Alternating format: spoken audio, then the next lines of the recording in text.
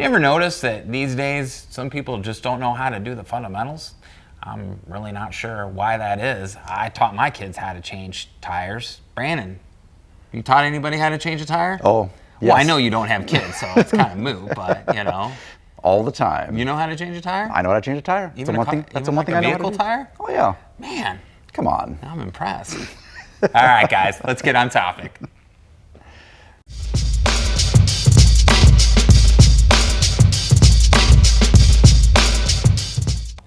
Hey everybody, it's Thomas with Get Out Arizona, and you are watching another episode of Toolbox Topic.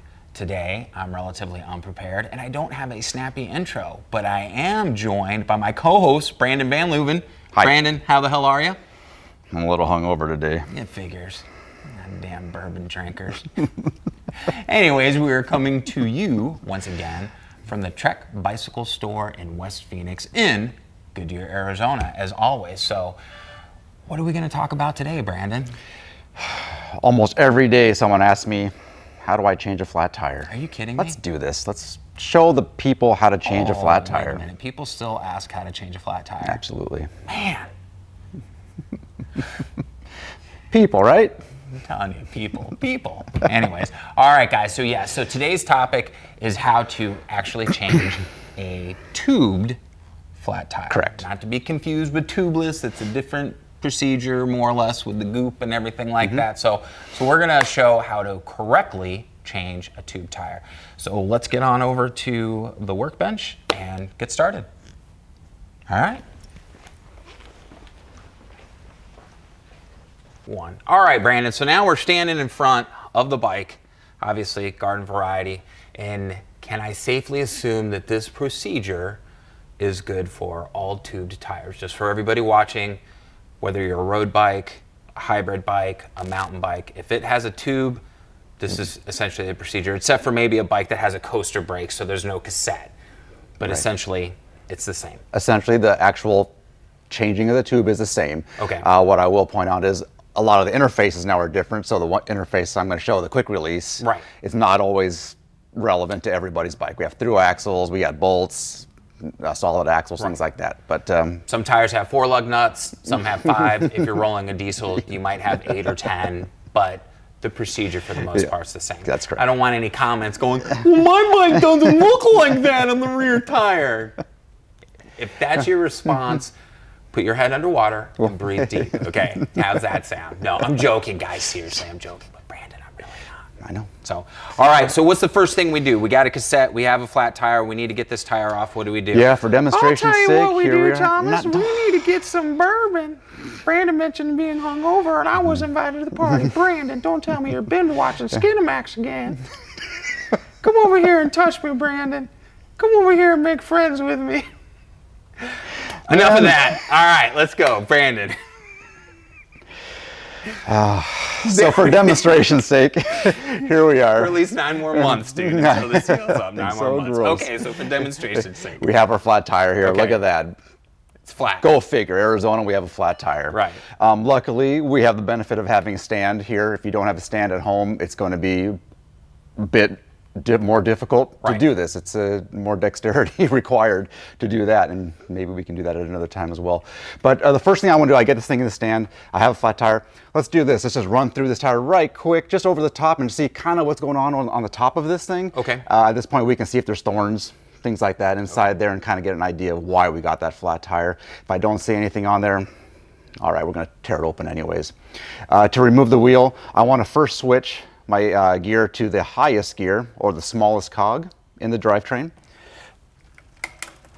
So now, all the way down. Real quick, Brandon's calling this the highest gear, which he is correct. I call that the lowest gear. You know why? Because it's the lowest on the cassette. How dumb am I? But I will never change. To me, that's always the lowest gear. That's all right. We still get it confused sometimes as well. Yeah. So I've now changed this, and this is going to make it easier for both the removal and the installation of the wheel back when we have changed the tube and everything's good to go. So now take that wheel out. Yeah, so there's a quick release on the back. It's always going to be on the side opposite your derailleur, guys. And what you're going to do is you're going to pull that quick release. Whoops! You're going to put a little tension on here. And because I goofed it up, there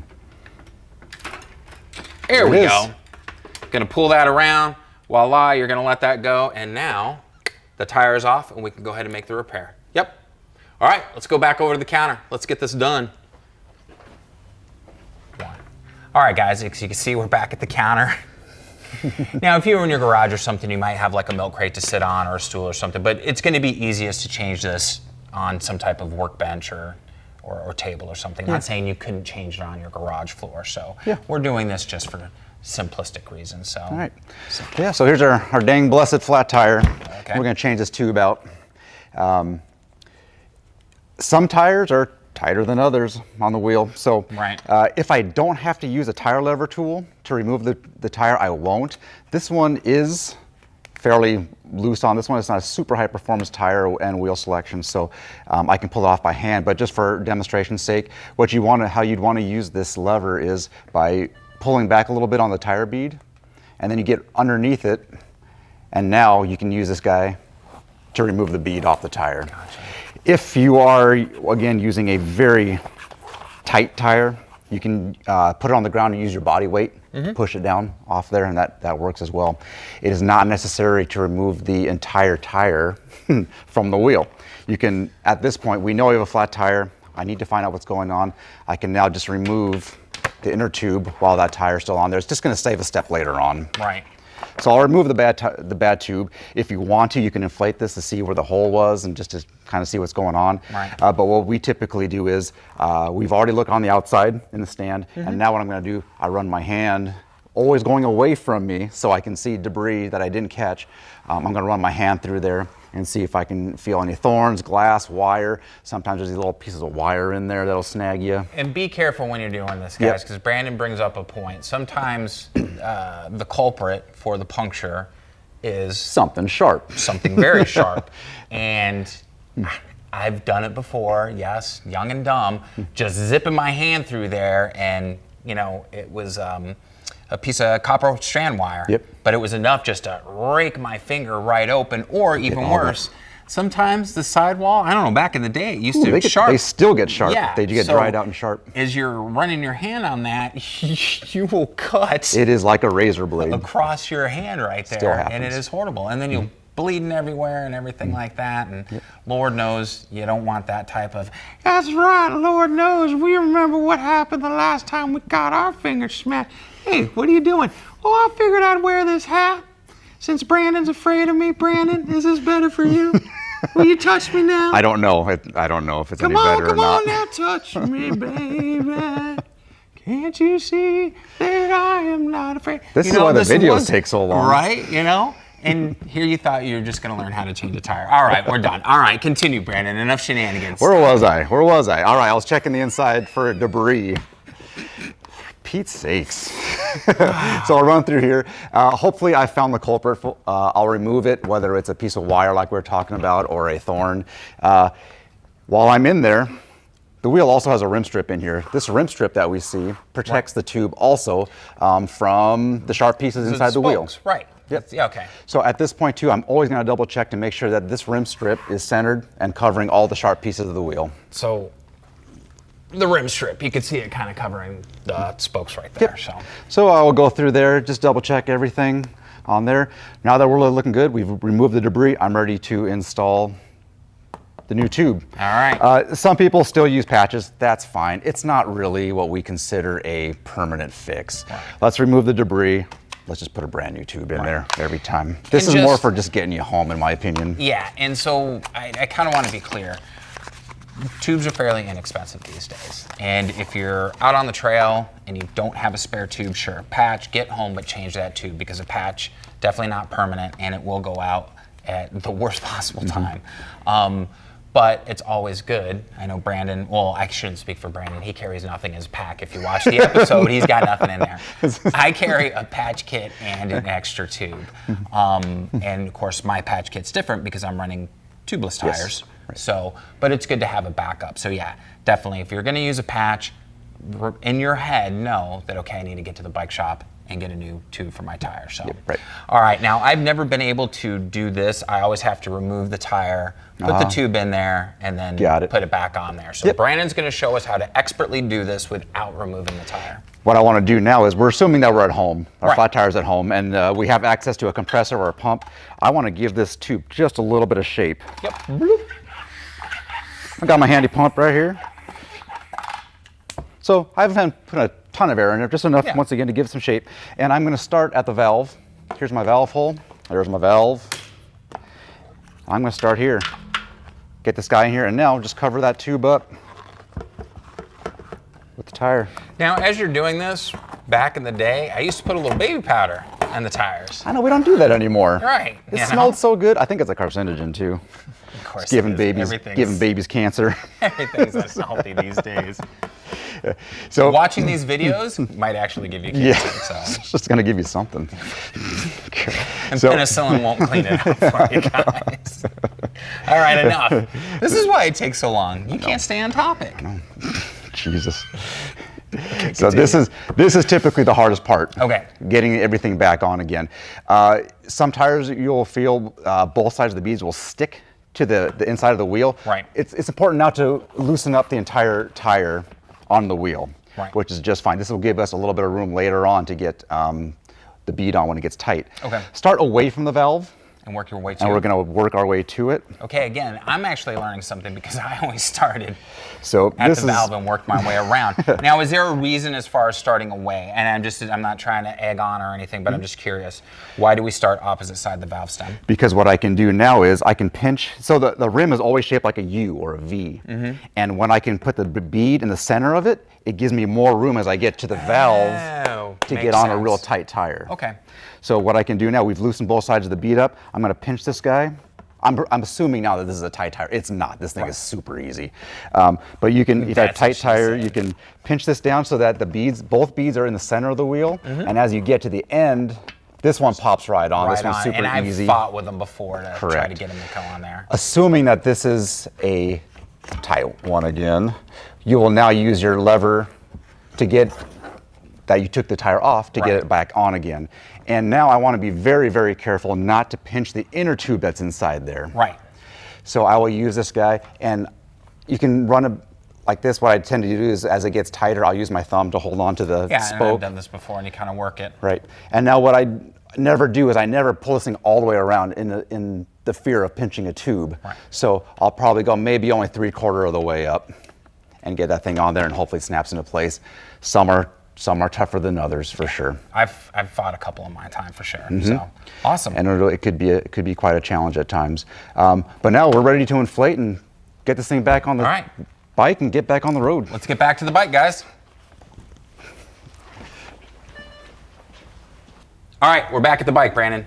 Time to bring it on home. Put it all together. Yep. Here's another potentially challenging part. If you don't have a stand and you're out on the road, this could be a real pain. Oh yeah. And cause some frustration. But luckily enough, we're in the shop today. We have the stand, and we have had the foresight to move this thing into the highest gear. And then what we're going to do is replace this back on the highest gear. The chain, I should say, back on the highest gear. And this is really the key to getting this thing on nice and smooth. Couple things. This one is a quick release again, and we have a disc brake. So we need to line up 3 things at one time to get this thing in smooth, while at the same time giving the derailleur just a little bit of room so I can move it back in. Right. So I'm looking at my my disc brake, and then it's right back in there. Now, nice and easy. What you'll see us do is we'll use our knee a little bit in here just to hold that thing straight, close that up, and we're ready to inflate. Nice. Awesome. I got my handy compressor right here. This particular tire goes up to 65 pounds. We'll get it up there. Go kind of slow because we don't know what the bead's going to do. We're going to inspect the bead a couple times just to make sure everything's seated nice and correctly. And we'll air this guy up to pressure.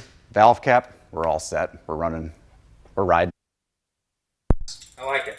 So, I mean, as you can see from the procedure, sure, we were a bit specific and a little bit more methodical, I guess you could say, but we wanted to make sure we covered all aspects of it. Again, this is garden variety. Other than, like, okay, maybe your bike doesn't have disc brakes, it's got rim brakes, or you have a through axle as opposed to a quick release. but essentially that's it. And it doesn't matter if you're those are the basics. a hybrid like this, a road bike, mountain bike, or even a thorn-resistant tube, or one that's already pre-filled with slime or something like that. Sure, it's going to be a bit thicker material. But the procedures are all the same. Yeah, the procedure's exactly the same. So, and that's it. It's that easy. Now, we actually took like 19 minutes to get through because Brandon Because of the shenanigans. Yeah, blame it on this guy. It's this guy. No, it's not Brandon. It's me. It's always me. So It can be a very quick process with a little bit of practice. yeah, changing the tire, not these videos. It'll never be a quick process. So. All right, guys. Well, that's it. And yeah, so there you have it. If you found this video entertaining, we discussed this last time. If you found it educational, or if you just straight up feel sorry for us, hit the like button and hit the subscribe button, as it helps out the channel immensely. Now, as always, there's going to be some links below. They're not affiliate links. We do not receive any type of monetary compensation should you choose to use those links, but they're there for your edification. There's also a link to Jet Bicycle Store West Phoenix. Thanks. So if you have any questions about this episode, a past episode, any questions in general about bikes, they won't be available till 2022. Go ahead and follow that link. Give Brandon or any of the guys a call down here at the shop. They'd be more than happy to help you. They're a wealth of bicycle information. Right? We're pretty It's good. the rumor, ain't it? Yeah. We try hard. So, but definitely show these guys some love. So, yeah, and that's it, guys. We can't thank you enough for your support. We know that you have choices when it comes to watching content. We're very excited that you keep coming back here. It makes us happy, and it definitely helps out the channel. So, on that note, my friends, what do we always say? Be kind to yourself and others. Be amazing stewards out on the trail. We got to ask, what are you waiting for? Get out, Arizona. We will see you on the next adventure. Brandon, thanks so much, my friend. Another one of the books. Yeah, we'll see you next week. Take care, guys.